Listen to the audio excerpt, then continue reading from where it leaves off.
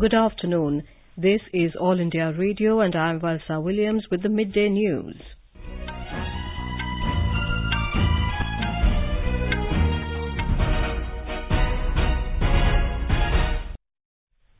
The headlines. Replying to debate in the Lok Sabha on motion of thanks to the President's address, Prime Minister Narendra Modi says India can no longer wait for problems to remain unsolved even after 70 years of independence. Supreme Court to hear Centre's appeal tomorrow challenging the Delhi High Court's verdict in the Nirbhaya case. In Karnataka, 10 new ministers inducted into Chief Minister B.S. Yediyurappa's cabinet. Electioneering reaches its crescendo as campaigning for Delhi Assembly elections ends this evening, polling on Saturday. Hollywood veteran actor Kirk Douglas passes away in US. And RBI announces its last bi-monthly monetary policy for current financial year. Repo rate and reverse repo rate remain unchanged.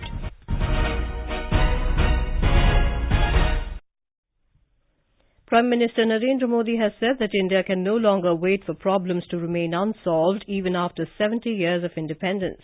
Replying on the motion of thanks to the President's address in the Lok Sabha today, the Prime Minister said the President's speech highlighted the vision of New India. New India का vision अपने अभिभाषण में प्रस्तुत किया है। 21वीं सदी के तीसरे दशक का माननीय राष्ट्रपति जी का ये वक्तव्य इस दशक के लिए हम सबको दिशा देने वाला, प्रेरणा देने वाला और देश के कोटि कोटि जनों में विश्वास पैदा करने वाला ये अभिभाषण है। The Prime Minister stressed that the country deserves speedy growth with fine decision and decisiveness. He said that people have seen the speed and work of this government and that's why they gave a bigger mandate in the elections. अगर ये तेज गति न होती तो 37 करोड़ लोगों के bank account इतने कम समय में नहीं खुलते। अगर गति तेज न होती तो 11 करोड़ लोगों के घरों में शौचालय का काम पूरा नहीं होता। अगर तेज गति नहीं होती तो 13 करोड़ परिवारों में गैस का चूल्हा नहीं पहुंचता। अगर गति तेज न होती तो 2 करोड़ घर नए नहीं बनते गरीबों के लिए। अगर तेज गति नहीं होती तो लंबे अरसे से अटके हुए दिल्ली की 1700 से ज्यादा अवैध कॉलोनियां, 40 लाख से अधिक लोगों की जिंदगी, वो काम पूरा नहीं होता। आज उन्हें उनका अपने घर का हक भी मिल गया है। He said if the current government would also have worked in the same mode as of the earlier government, then even after 70 years, Article 370 would never have been abrogated and law on triple talaq would never have become a reality. Mr. Modi said that Ram Janmabhoomi issue would not have been resolved if the government would not have worked with determination. Speaking on the issue of Bodo dispute, he said that all the previous government's efforts in this matter only remained confined to paperwork. Mr. Modi assured that the current accord with Bodo people is special in many ways. इस बार जो समझौता हुआ है वो एक प्रकार से north east के लिए भी और देश में आर्म्स और हिंसा में विश्वास करने वालों के लिए एक संदेश देने वाली घटनाएं हैं। इस बार के समझौते की एक विशेषता है, सभी हथियारी ग्रुप एक साथ आए हैं, सारे हथियार और सारे अंडरग्राउंड लोग सरेंडर किए हैं। और दूसरा, उस समझौते के एग्रीमेंट में लिखा है कि इसके बाद बोडो समस्या से जुड़ी हुई कोई भी मांग बाकी नहीं रहेगी। The Prime Minister said there should be no politics in farmers' welfare and all have to work together towards their prosperity.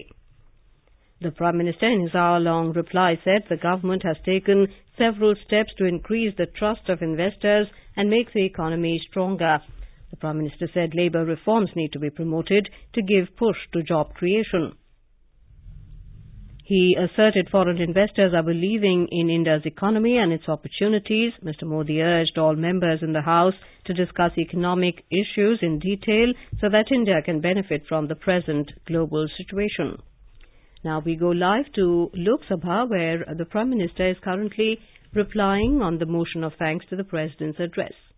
Pakistan में रहने वाले माइनॉरिटीज की सुरक्षा को लेकर के ये समझौता हुआ। समझौते का आधार पाकिस्तान में धार्मिक अल्पसंख्यकों के साथ भेदभावपूर्ण व्यवहार नहीं होगा। पाकिस्तान में रहने वाले जो लोग हैं, जिसमें जो धार्मिक अल्पसंख्यक है, जिसकी बात हम बोल रहे हैं, उसके संबंध में नेहरू और लियाकत के बीच में एग्रीमेंट हुआ था। अब कांग्रेस को जवाब देना होगा। नेहरू जैसे इतने बड़े सेक्युलर, नेहरू जैसे इतने बड़े महान विचारक, इतने बड़े विजनरी और आपके लिए सब कुछ, उन्होंने उस समय वहां की माइनॉरिटी के बजाय सारे नागरिक ऐसा शब्द प्रयोग क्यों नहीं किया? Housing and Urban Affairs Minister Hardeep Singh Puri today said the government has taken various steps to augment the general pool residential accommodation by way of construction of new residential units. He was replying to supplementaries in the Lok Sabha. Harnath Singh Yadav, BJP member, today raised the question about the deployment of teachers in election duty during zero hour in the Rajya Sabha. He said that since teachers are already preoccupied with many other education-related crucial responsibilities, their engagement in any electoral procedure hampers students' education. K. Soma Prasad of CPIM today raised an issue in the Rajya Sabha regarding the quality and safety standards of the food delivered by online delivery portals. The left and the Congress today staged a demonstration in front of the Mahatma Gandhi statue in Parliament complex. They shouted slogans against the proposed disinvestment of BPCL and LIC. This is All India Radio giving you the news. For quick news updates, visit our News on AIR app and follow us on Twitter at AIR News Alerts. You can also visit our website www.newsonair.com. The Supreme Court today agreed to hear tomorrow the centre's appeal challenging the Delhi High Court's verdict in the Nirbhaya gang rape and murder case. The High Court yesterday dismissed the centre's plea against the trial court's order staying the execution of the 4 death row convicts in the case.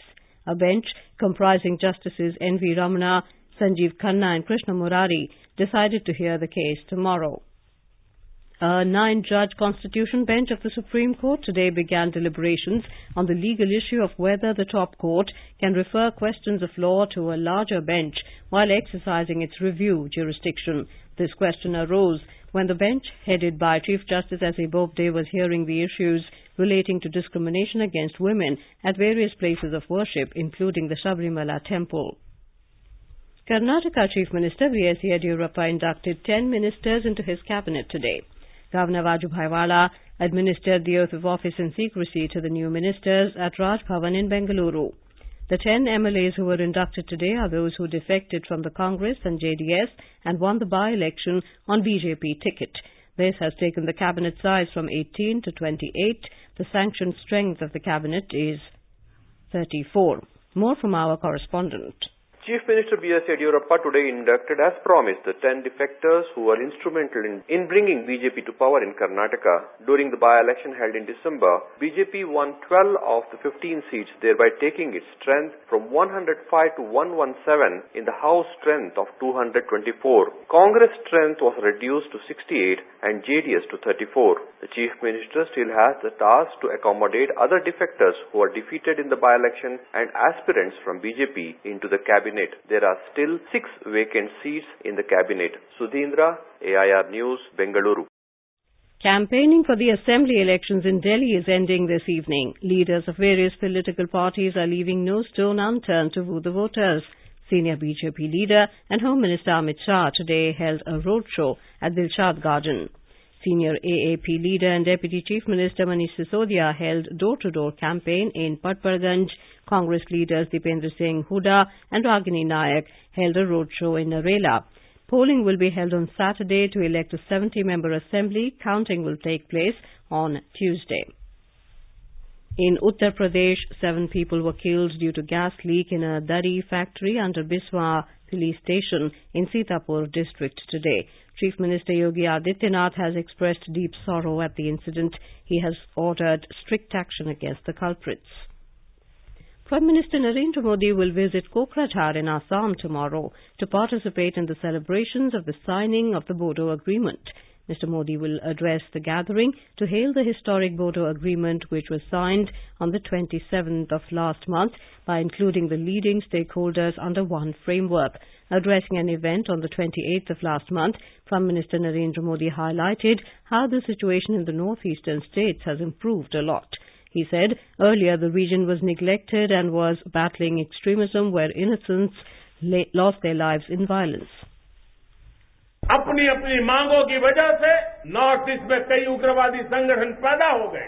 इन संगठनों का लोकतंत्र में विश्वास नहीं था। हमने एक तरफ नॉर्थ ईस्ट के विकास के लिए अभूतपूर्व योजनाओं की शुरुआत की और दूसरी तरफ बहुत ही खुले मन और खुले दिल के साथ सभी स्टेक होल्डर्स के साथ बातचीत शुरू की। बोडो समझौता आज इसी का परिणाम है।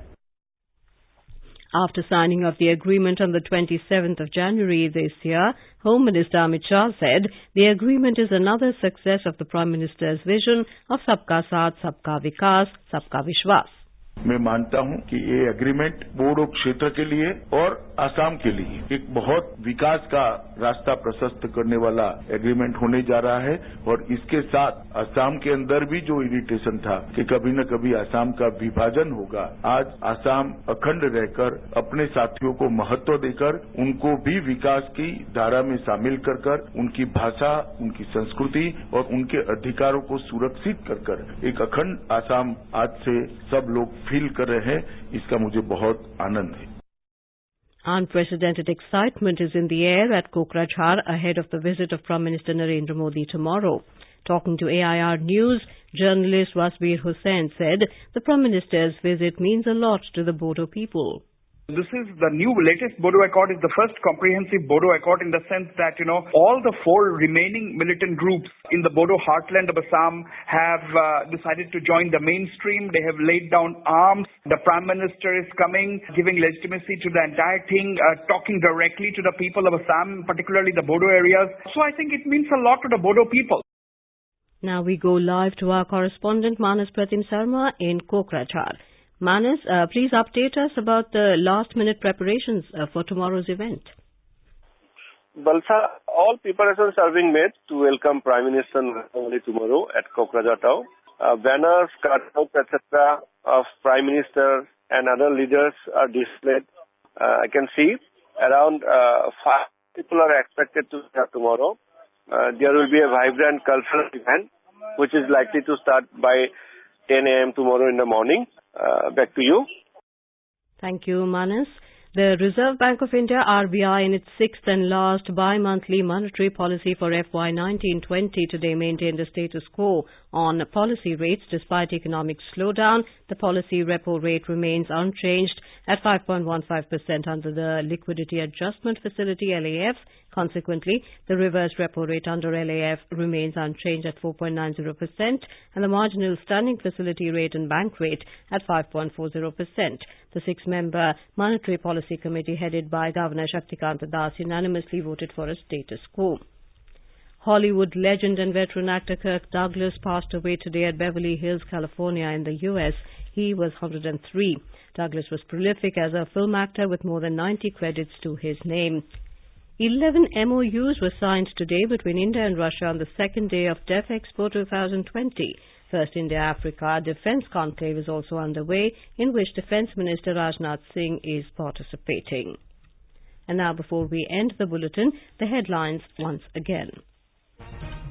Replying to debate in the Lok Sabha on motion of thanks to the President's address, Prime Minister Narendra Modi says India can no longer wait for problems to remain unsolved, even after 70 years of independence.